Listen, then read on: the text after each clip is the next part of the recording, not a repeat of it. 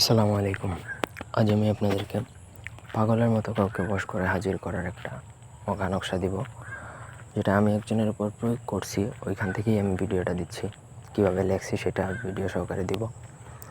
প্রথম থেকে পুরো ভিডিওটা সবাই না টেনে শেষ পর্যন্ত দেখুন। আমার চ্যানেলটা সাবস্ক্রাইব করবেন, লাইক কমেন্ট শেয়ার করবেন।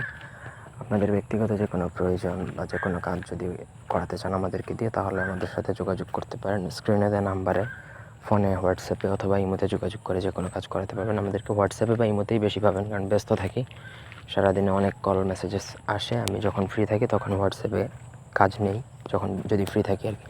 যাই হোক, আপনাদের কাজের জন্য যোগাযোগ করতে পারেন। তো স্ক্রিনে দেখুন 3টা মগা নকশা দেওয়া আছে।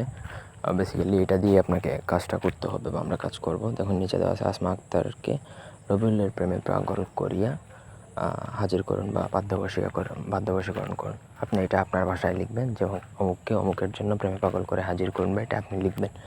পরে 3টা নকশা যেভাবে দেওয়া আছে সেভাবে লিখবেন। একটা জিনিস আপনাদেরকে ওয়ার্নিং দিচ্ছি, মগা নকশা বা কুফরি কালাম টাইপের বিদ্যা যদি ভুল হয় কোনো কিছু, তাহলে আপনার লাইফ একদম ধ্বংস হয়ে যাবে। সব ভুল করা যাবে না। কোনোভাবে যদি ভুল করেন তাহলে সেই নকশার যে খারাপ প্রভাবটা আপনার উপর পড়বে। সো নকশা লেখায় কোনো ভুল করা যাবে না। নকশা লিখতে হবে মাদার গাছের হলুদ পাতা। মাদার গাছের হলুদ পাতার মধ্যে আপনাকে লিখতে হবে অরিজিনাল কুমকুম। কুমকুম কালির দাম বেশি, আপনি লাল কলম দ্বারা লিখবেন। লিখে নকশাটার উপরে কুমকুম ছিটিয়ে দিবেন বা কুমকুমের কালি একটু মাখিয়ে দিবেন, তাতে করে নকশাটা জাগ্রত হয়ে যাবে। নিচে নাম লিখবেন এবং তাদের বাবার নাম, মায়ের নামও নিচে আলাদা করে লিখে দিবেন।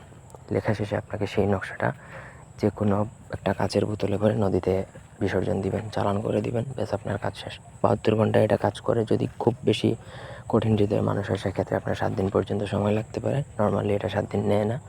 তারপরেও আপনার রাশি হালকা হয়ে থাকে সেক্ষেত্রে 7 দিন পর্যন্ত সময় লাগতে পারে। তবে এটা 100% গ্যারান্টি দিচ্ছি কাজ হবে।